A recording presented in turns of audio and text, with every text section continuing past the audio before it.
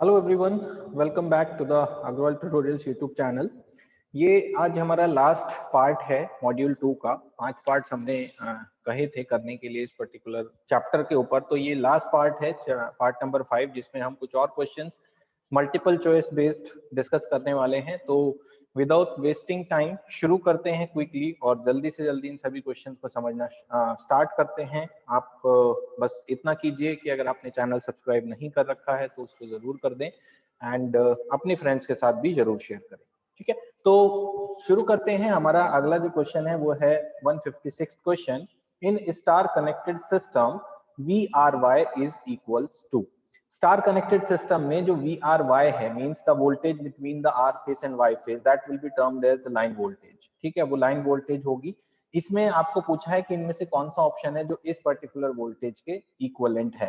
तो अगर आप VYR को देखते हो तो VYR is nothing but opposite in phase with this VRY। That means कि if you want to write VYR is equivalent to this VRY, तो it should be written as like this minus of VYR, क्योंकि ये equal and opposite phase में इसके line voltage के रहेगा।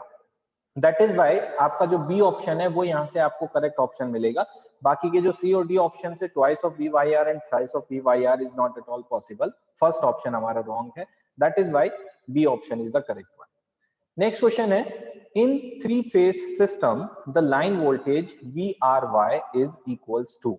एक three phase system में VRY का क्या मतलब है? VRY का मतलब है the voltage of VRN minus of the voltage of VYN, यानी कि द फेज डिफरेंस जो इन दोनों के बीच में डिफरेंस रहेगा R फेज की वोल्टेज और Y फेज की वोल्टेज में, वो आपको लाइन वोल्टेज देगा VRY के नाम से।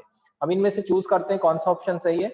Phasor sum of VRN and VNY, VRN plus VNY that is nothing but equals to VRN minus of VYN। तो यही आपका ये आंसर है जो मैच कर रहा है, क्योंकि यहाँ पर आपको VNY दिया है और VNY is nothing but the negative of VYN, जो कि आपको करेक्ट यहाँ से मिल रहा है। बाकी का कोई भी ऑप्शन आपको यहाँ से सही नहीं मिलेगा। आप देखेंगे phase difference of VRN and VNY, no it is wrong. Phase difference अगर होगा तो VYN का होगा, ना कि VNY का। फेजर सम नहीं होगा, दोनों के दोनों सिंपली ऐड नहीं हो सकते, that is also wrong. Okay, A और सी ऑप्शन दोनों के दोनों सिमिलर हैं यहाँ पे, तो यस ए और सी दोनों सेम ऑप्शन है, तो we can choose. And D option है algebraic sum of VRN and VNY। Algebraic sum again दोनों को RN और NY के बीच में सम करना है। तो एल्जेब्रिक सम जैसा यहाँ पर कुछ नहीं होता फेजर के टर्म्स में, या तो फेज डिफरेंस होता है या फेजर सम होता है। इसीलिए हमारा जो ऑप्शन 1 है, ऑप्शन ए है, वही हमारा यहाँ पर करेक्ट भी है, ए या सी। नेचुरली सी भी आपका सिमिलर है, दोनों ऑप्शन सेम है।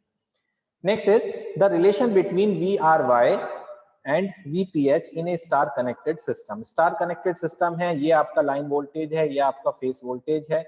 स्टार कनेक्शन में VL is equals to √3 of V phase होता है। यहाँ पर आप लिख सकते हैं VRY is equals to √3 of VPH। इनमें से कौन सा ऑप्शन करेक्ट है? बी ऑप्शन हमारा यहाँ से मैच कर रहा है सेम रिलेशन के लिए। In a delta connected system, the voltage across the terminals R and Y is 400 angle of 0 degree। VRY आपको दिया है 400 of angle 0 degree। इसके बाद अगर according to RYB phase sequence के हिसाब से देखेंगे तो जो लाइन वोल्टेजेस हैं उनमें VRY, VYB एंड VBR, ये तीन वोल्टेजेस हैं जिनको 120 डिग्री पर आप लोकेट कर सकते हैं according to the RYB phase sequence. उसके अलावा और भी तीन लाइन वोल्टेजेस हैं, उनको आप 60 डिग्री पर पाएंगे, लेकिन मेनली जो तीन वोल्टेजेस हैं RYB फेज वोल्टेज की लाइन वोल्टेजेस है, वो इस तरह से आपको मिलती हैं। यहाँ पर आपको पूछा है कि अगर आपका RY वोल्टेज 400 एंगल 0 है तो VYB का वैल्यू बताइए। तो VYB हम ऑलरेडी निकाल चुके हैं according to the phase sequence of RYB, that will be equals to 400 of angle minus 120 degree. That is why the option B is correct. In a delta connected system, the voltage across the terminal VRY is 400 of angle 0 degree. Find the line voltage of VBR. इस बार आपको third voltage पूछा है, तो VRY, VYB, VBR and VBR should be equals to 400 of angle 240 degree. इसको आप 400 of angle plus 120 degree भी लिख सकते हैं। तो यहाँ पर आपके पास ये जो दो ऑप्शंस हैं, ये दोनों के दोनों ऑप्शंस करेक्ट होंगे इस पर्टिकुलर ऑप्शन के लिए, बिकॉज अगर कोई क्वांटिटी किसी क्वांटिटी से 240 डिग्री एंगल से लैग कर रही है तो वही क्वांटिटी 120 डिग्री एंगल से लीड भी करती है। तो दोनों के दोनों ऑप्शंस करेक्ट माने जाते हैं, that is why this is also correct. Next is the relationship between line and phase current in a delta connected system. Delta connected system में line current और phase current में जो relation है वो है √3 of I phase का, जबकि voltage में VL और VP दोनों same होते हैं इस particular type के connection में। So IL is equals to √3 of I phase. Next is एक बैलेंस डेल्टा कनेक्टेड लोड है जिसपे 2 प्लस J3 का पर फेज का लोड है। तो ZP is nothing but J plus 2 3 ohm is connected to a balanced three phase supply of 440 volts। ये आपको लाइन वोल्टेज दिया हुआ है 440 वोल्ट। फेज करंट आपको दिया है IP is 10 ampere. Total active power पूछा है, एक्टिव पावर होता है √3 of VL IL cos phi। ठीक है, तो सबसे पहले तो हम यहाँ पर जो कॉम्प्लेक्स क्वांटिटी में आपको इंपीडेंस दिया है उसको सॉल्व करते हैं, जो है 2 + 3J। उसको अगर आप R एंगल थीटा में कन्वर्ट करेंगे तो यू गेट 3.60 एंगल 56.309 डिग्री। तो ये आपका फाई आ गया, फाई के हिसाब से आपका कॉस फाई आ जाएगा cos 59.309, that will give you cos 56.309 is equals to 0.554 degree of lagging. Lagging nature का है आपका क्योंकि बीच में पॉजिटिव दिया है, साथ ही साथ फाई भी पॉजिटिव आया है, तो that is why we can say कि ये लैगिंग नेचर है। अब आपको डेल्टा कनेक्टेड सिस्टम के साथ डील करना है। डेल्टा कनेक्टेड सिस्टम में IL इज इक्वल्स टू होता है √3 ऑफ I फेज। आपको दिया है 10 ampere is the I phase, so 10 into √3 हमें मिल जाता है 17.32 एम्पियर। ये आपका आ गया है line current. Now the total active power is √3 into VL that is 440 into IL that is 17.32 into 0.554। तो इसको एस्टिमेट कर लेते हैं कितना आ रहा है, मल्टीप्लाइड विद 0.554, इट इज 7312.8। ठीक है, डिवाइडेड बाय 1000 करेंगे तो आपको मिलेगा 7.31 किलोवाट। तो ये आपका एक अप्रोक्सीमेट आंसर है। तो इनमें से जो नियरेस्ट पॉसिबल आंसर जो हमें दिखाई दे रहा है यहाँ पर वो है सी ऑप्शन, क्योंकि सारी क्वांटिटी वॉट में है, किलोवाट में नहीं है। तो वॉट में जो आंसर बनेगा वो बनेगा 7260 what is the nearest possible answer for this particular question. Next is similar question है, इस बार आपको अपरेंट पावर निकालना है। अपरेंट पावर दैट इज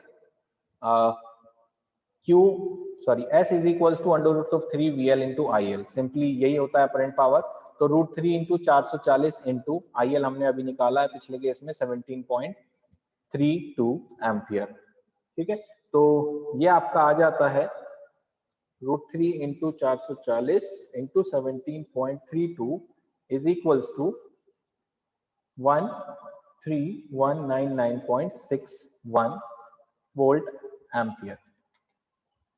ठीक है, तो बेसिकली यहाँ पर जो आंसर्स दे रखे हैं वो VAR में दे रखे हैं, और ये VAR अपरेंट पावर नहीं होती है, ये रिएक्टिव पावर होती है। तो या तो क्वेश्चन गलत है या ऑप्शंस गलत हैं, आप कोई सी एक कंसीडर कर सकते हो। अकॉर्डिंग टू द क्वेश्चन ये हमारा आंसर है, बट अगर आप आंसर्स की बात करें तो उसके लिए हम Q निकालेंगे। Q will be √3 VL IL sin phi। तो ये हो जाएगा आपका 13199.61 इंटू साइन फाई। फाई हमारा था 56.309, तो साइन 56.309 हो जाता है 0.832।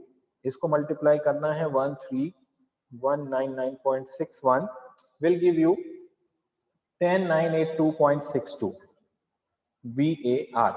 ठीक है, तो out of the given options हमारा जो नियरेस्ट करेक्ट आंसर मैच कर रहा है वो ए आंसर मैच कर रहा है। अब इसको काट के यहाँ पर कर लीजिए रिएक्टिव पावर, क्योंकि क्वेश्चन के हिसाब आंसर्स के हिसाब से आपको रिएक्टिव पावर निकालना था, ना कि apparent power. Next is in a balance three phase system delta load.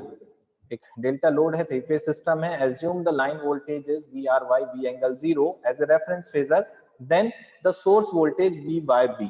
Again आपके पास सिमिलर क्वेश्चन है, VRY आपको V एंगल 0 दिया है।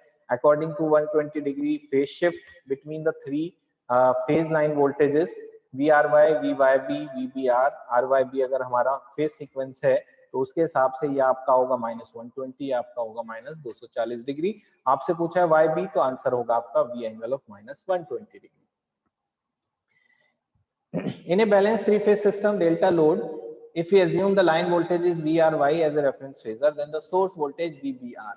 Again, वही सेम केस है, जो थर्ड वोल्टेज होगा आपका वो है V एंगल -240 और V एंगल 120 डिग्री। तो इसमें भी आपके पास ये और ये दोनों के दोनों ऑप्शंस करेक्ट हैं, ठीक है।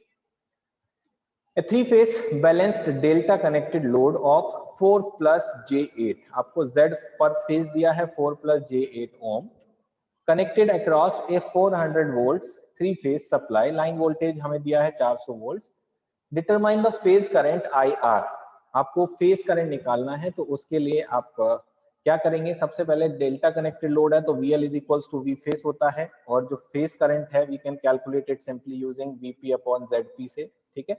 V है आपके पास 400 अपॉन 4 प्लस J8, इसको सिंप्लीफाई करते हैं, ये आ रहा है हमारा 4 प्लस J8 से डिवाइड करेंगे, कन्वर्ट करेंगे एंगल में, we are getting 44.72 angle -63.43 of ampere. ये आपका करंट है जो आर फेज का करंट है, ठीक है।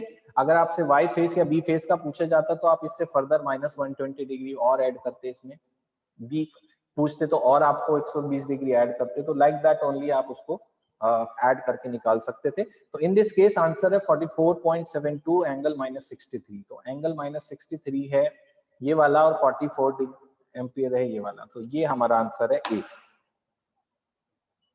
Next is determine the phase current of IY, similar data है, IY पूछा है तो IY के लिए आपको सिंपल बस इतना ही करना है, जो प्रीवियस आंसर आया था उसमें 120 को और माइनस करना है, तो this time IY will be equals to 44.72 angle of -63.43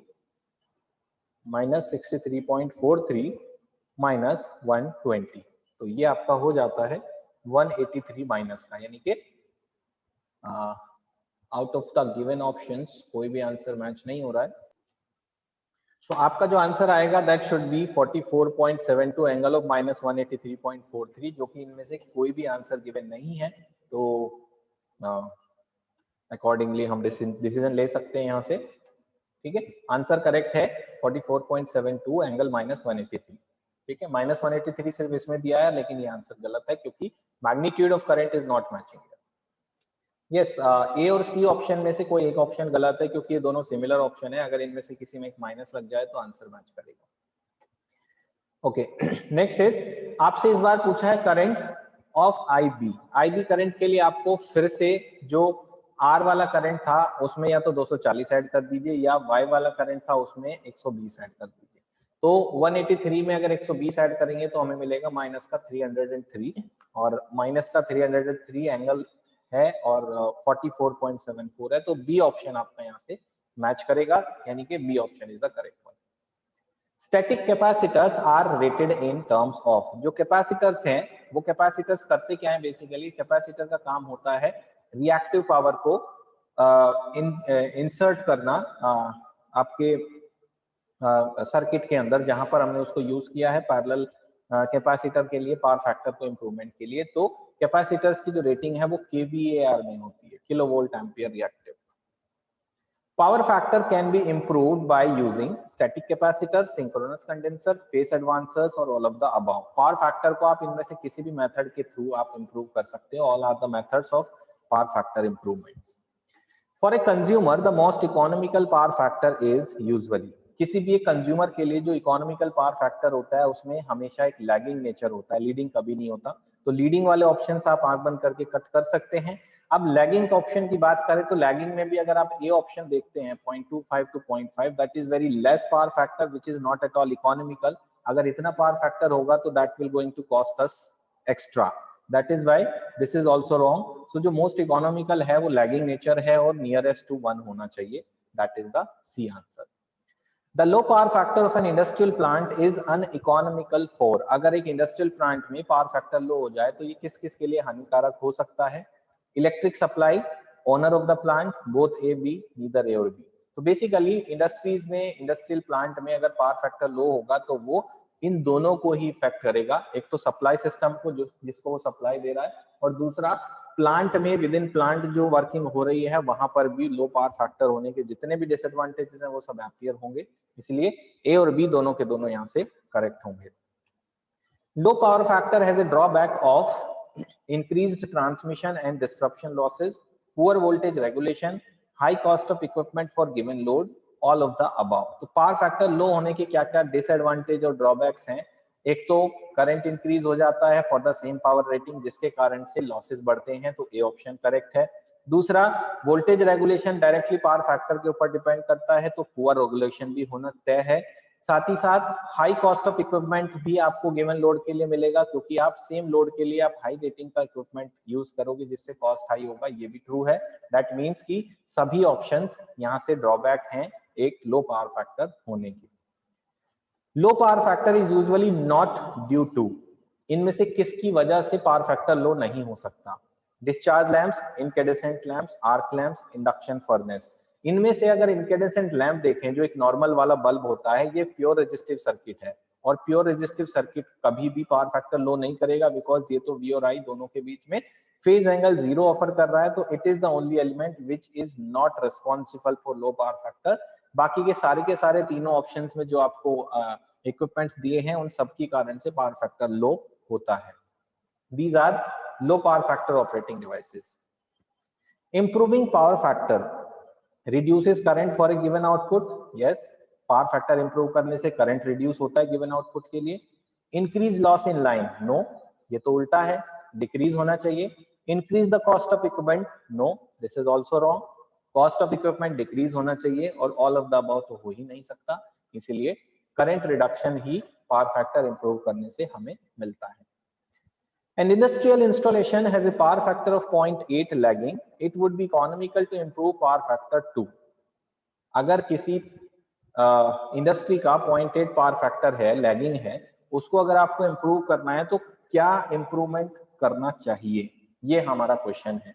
तो बेसिकली यूनिटी पावर फैक्टर तो कभी होगा ही नहीं। यूनिटी के लिए अगर आप करना भी चाहते हैं तो 0.9999 होगा, यूनिटी कभी नहीं होगा, और उसके लिए आपको बहुत ज्यादा कॉस्ट लगानी पड़ेगी, क्योंकि पूरे एंटायर सिस्टम को बहुत ज्यादा लीडिंग रिएक्टिव पावर को सप्लाई देना पड़ेगा with the help of capacitors, तो that is not possible.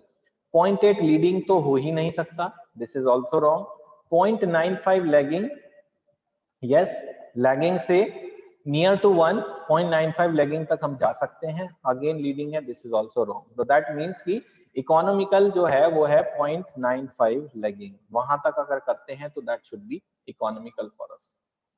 The most suitable location of a power factor improvement device is, power factor improve करने के लिए जो डिवाइस लगाएंगे उसको कहाँ लगाना चाहिए? भाई नेचुरली जहां पर आप पावर फैक्टर इंप्रूव कर रहे हो, जिस डिवाइस के कारण से पावर फैक्टर का लॉस हो रहा है, एक तो वहां पर आप लगा सकते हैं। दूसरा, जहां पर आप वोल्टेज को रिसीव कर रहे हो वहां पर आप लगा के उस वोल्टेज का पावर फैक्टर इंप्रूव कर सकते हो।